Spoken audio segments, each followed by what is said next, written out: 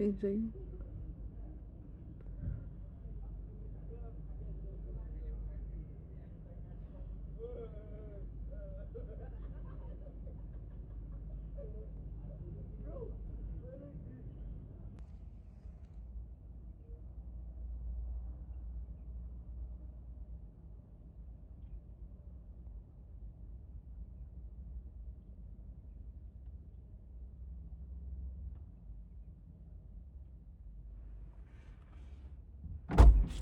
Road trip ka dati. 7:33. Merry Christmas! Tulog na kami ni Mrs. Wala nang toothbrush. Live, guys! Shit, boy. 2:09 na late tayo. Bako na. Pasok tayo. 3:07. Buko salad, pare. Pasok na tayo. Late na buhay. Yo, good afternoon, Nalain. Good afternoon, Sunshine.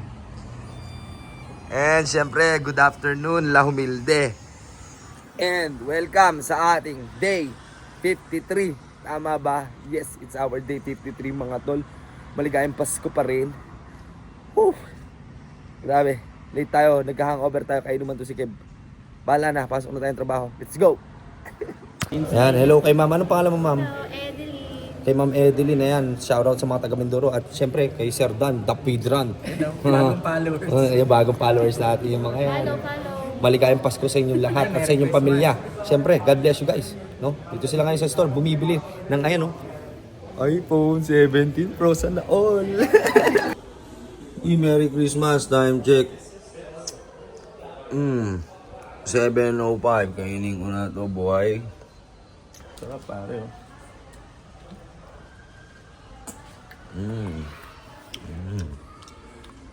10:44, wala nang tao, mga tol. Uwi na muna tayo, kain tayo nung tirang manok kahapon, charcoal grill, pare. Lungkot ko, pare. Time check, mga tol. 10:49, 1,152 kilometers na. Sahod ko ngayon, pero may babahagi ako sa inyo na nakakalungkot, pare. Hindi ko alam, man. Na wiwindang na ako. Ay! Wala na, kaya muna tayo. Mag-aalas 11 na, mga ton. Adnok tayo. Makarga tayo, full tank. 95 dirhams and 10 pills. Alas 11:04, matalinong manok tayo, mga tol.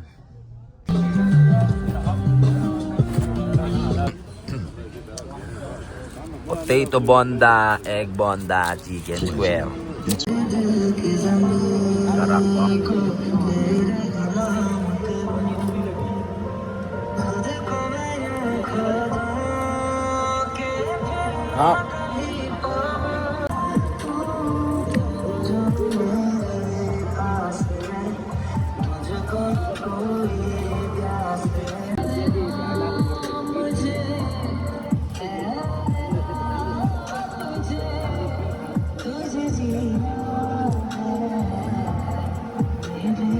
Pagupit muna tayo, mga tol, dito sa Al Rabi Barber Shop.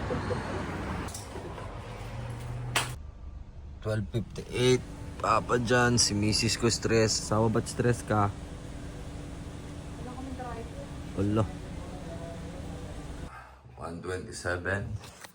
Just got home. May dalawa kaming pizza. Tapos may manok pa kami. Manok, chicken grill. Kaya tayo. Bago natin tapusin ang vlog na to, mga tol, at gusto ko yung batiin ulit ng maligayang Pasko para sa inyo, no? Kahit pa paano, buhay pa rin, may pinagpapasalamat ako. Pero may mga tampo ako sa mundo. Ngayon ko lang siguro gagawin nito na magbabahagi ako ng mga sama ng loob ko sa mundo. Sa sitwasyon ko, na wala akong alam gawin, wala pa akong alam na solusyon paano mangyayari to dahil sa, alam niyo naman, di lang naman siguro ako yung nahihirapan sa buhay, pero marami tayo. Pero ako yung isa sa maglalakas ng loob ng aking mga saloobin sa mga pangyayari sa buhay ko. Na bilang ama, ano? Alam niyo yung to the point na feeling nyo wala kayong kwenta, kahit na anong sipag ang ginagawa ninyo na lahat ginagawa nyo naman ng paraan. Katulad ko ngayon, sa sitwasyon ko, pinili ko mag-OFW. Tatrabaho ko, nagsisipag ako. Kumikita naman ng maayos, pero yung maayos na yun, yung sasapat lang, pambayad lahat sa utang na nagkukulang pa nga. Alam niyo yun? Yung tipong katulad na ngayong buwan na to, wala naman ako naipadala sa mga anak ko. Kahit sa magulang ko, hindi ko kaya masuportahan. Sarili ko na lang sinusuportahan ko ngayon, alam nyo, guys, no?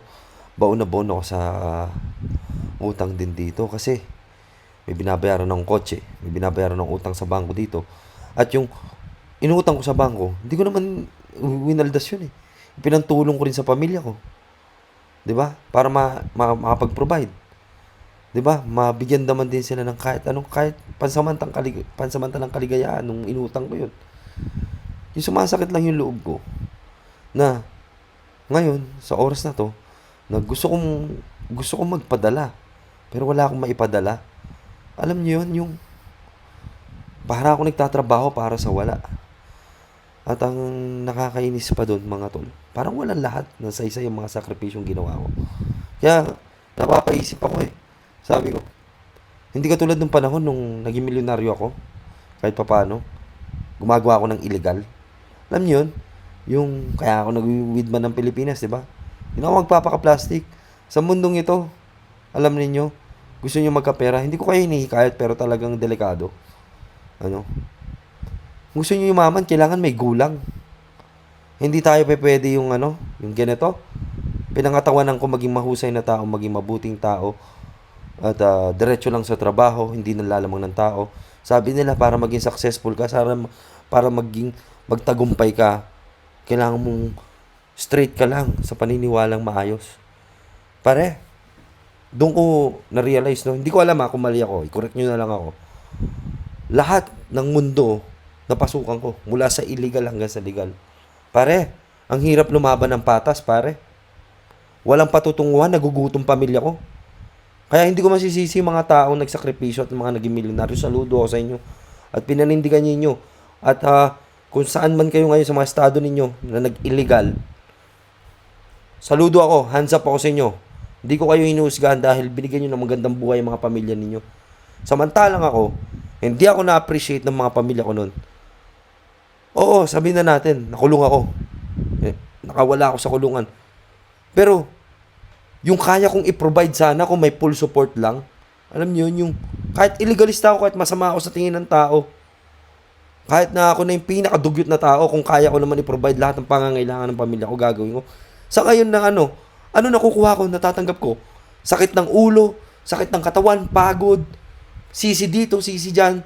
Yun na natatanggap ko ngayon, hindi katulad ng panahon na kaya kong magsalpak ng pera. Kahit na hindi tayo magkakapamilya, pero alam niyo yun, ganun yung pakiramdam ko eh. Yung kaya ko magbigay ng pera. Kaya, minsan napapaisip ako eh. Kahit mamatay na lang ako, basta pasukin ko na lang ang illegal eh. Minsan napapaisip ako ganun. Ulitin ko na lang nga yung mga ginagawa ko noon para lang gumaan ang buhay.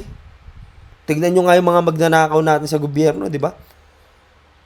Asan yung kanilang mga pamilya? Sila lang yung dugyot. Kung ako yung nagnakaw ng bilyon-bilyon, yung pamilya niyan, di ko naman nagagalit ako dahil, nakuha niya yung sistemang ganun eh. Di ba? Yung, at least maayos yung pamilya niya. Samantalang ako, na normal na mamamayang Pilipino, lumalaban ng para sa buhay, nangangarap, sinakripisyo ko yung sarili ko Ako katulad ko, marami tayo, mga OFW. Yung wala tayong kasiguraduhan sa isang bansa, putya pagkain na nga lang, tinitipid natin eh.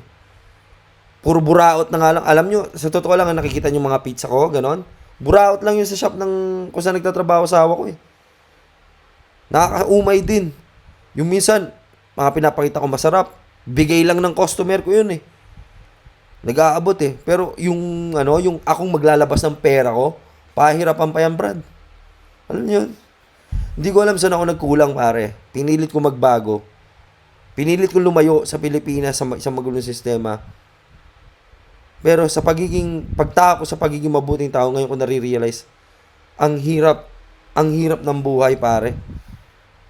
Hindi lang ako nakakaranas nito. Napaka-unfair ng mundo. Alam niyo, kaya gumugulo lalo. Kasi, mas maganda pang gumawa ng illegal, pare. Sa totoo lang. Yung mga nakikita ninyo mga, mga mayayaman halos.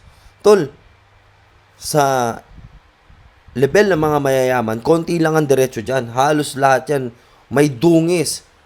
Walang perfectong tao, sigurado ako. May pinanindigan lang sila na sistema na alam nilang gawin na kahit ikakulong nila o ikakamatay nila, pinanindigan nila, ginugol nila yung oras nila doon.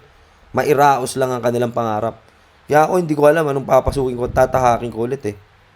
Kahit kasok naman na ako ng pamilya ko, ang kinakasat ko lang kasi ng loob, mga pare. Hindi naman ako pinanganak na mahirap eh. Pinanganak naman ako sa may kayang pamilya. Ang nakakatawa, mga tol, bakit pinagmumuka sa akin ng mga magulang ko na wala kaming pera? Hindi ko maintindihan yun, man. Sorry di ko rin ito binabagi sa inyo eh. Pero sa magulang ko, pasensya na, eto ako eh. Hate me or like me sa mga magulang ko. Alam niyo naman, di ako nagkulang din. Sadyang kulang lang kinikita ko. Pero ako, bilang ako, anak ninyo, di ako nagkulang. Nakakainis lang.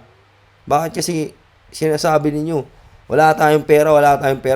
Putya, yung anak nyo nga, hindi nga kayang makatayo sa sariling pa. Wala pa akong sariling bahay. Diba? Ilang taon na ako? 32. Nagtatrabaho ako para sa wala. Diyos ko naman. Ano pang gagawin ko sa mundong ito? May 3 anak na ako. Ay, sa ulo. Yung bang, preso din ako na sarili kong konsensya. Kailangan bang ganito na bago maging successful, para napansin ko sa sa toxic culture ng Pilipino, para ba maging successful tayo, kailangan kaaway natin yung pamilya natin. Para napansin ko yan eh. Kahit sa mga drama-drama lang, napapansin ko yan eh. Kailangan ba mangyari yun? Hindi ba pwedeng suportahan lang? Pare, patulad yun. Imbis na tulungan ko sarili ko, nag-iisip pa ako saan ako kukuha ng pera. Baka makaisip pa ako ng masama na gagawin. Dahil nga sa demands. Alam niyo yun? Minsan, sarap sumuko pero hindi ako susuko. Harap na lang ang paraan. Pero ito para sabihin ko sa inyo, hindi ko yung tinatanggi. Mas masarap pa mag-illegal. Sa totoo lang. Dahil nung i-illegal ako, mas mahal pa nga ako ng mga tao noon, hindi pa ako sikat noon. Dami kong pera eh. 'Di ba? Ang dami kong natutulungan. Dami ko rin napayaman. Dami nga may utang sa akin eh. Bullshit na yan eh. Kainis. Hindi ko alam gagawin ko. Anyway, yun lang. Ayokong pasukan ng toxic yung mga pag-iisip ninyo, mga tol. Pero, huwag kayong maniwala na maraming bawal sa mundo. Gisingin nyo rin iisip ninyo. Di sana, dami na namatay na mga tao talaga. Lahat naman tayo mamamatay. Kaya minsan kung may naisip kang paraan, illegal man yan o legal, kung kikita ka ng pera, panghawakan mo na, huwag ka na makikinig kung kanino ka makikinig kasi yan ang pinakamalaking pagkakamali ko. May pinakinggan ako na ibang tao na nagdikta ng buhay ko. Hindi ko binigyan ng kalayaan yung sarili ko para gawin ng sarili kong sistemang maganda na alam kong ikakaginhawa ng mga henerasyon ng buhay namin. Kakainis. Sobra. Ngayon, feeling ko wala akong kwenta. Kailangan ko sumunod sa lahat ng bagay. Mula sa batas, mula sa kumpanya, mula sa kahit anuman. Hindi katulad dati, meron akong puso na ako dapat ang maging batas. Ako dapat yung may ganito. Wala na ako dun. Ewan ko. Nasira din yung utak ko. Ng pangit na sistemang umiiral sa mundo na iniisip na tama. Wala may mali sa sistema natin. Wala nga asenso. Lahat tayo naghihirap. Yun ang totoo. Kaya, kayo, kung may ginagawa kayong palihim dyan, pag sumikapan nyo lang pare, yung palihim yung ginagawa. At nakakatulong naman. Huwag nyong isipin yung konsensya pre. Pare-parehas naman tayong mamamatay. Yun ang totoo. Itong mga buhay natin, hiram lang to. Diba? Kaya good luck sa lahat ng mga hustlers dyan. Yung mga tinatawag na G-hustling tunay. safe lang kayo, ingat kayo. Ako, wala na akong magagawa eh. Hindi na ako makapasok sa ganyang sistema ulit eh. Wala na. Exposed na ako eh. Kayo, sa mga malihim na secret hustler, pagpatuloy ninyo, madali lang bayaran lahat ng batas, pre. Money talks, tandaan nyo yan. Money is the language. Kaya, sa mga na-inspire ko, sa mga naturuan ko ng sistema dyan nung panahon, at sa mga nagkautang sa akin at mayayaman na ngayon, huwag kayo makakalimot, uy.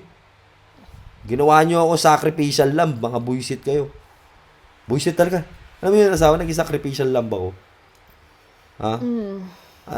Nakakainis kasi. Alam mo yun, yung, di ko naman dapat nararamdaman to.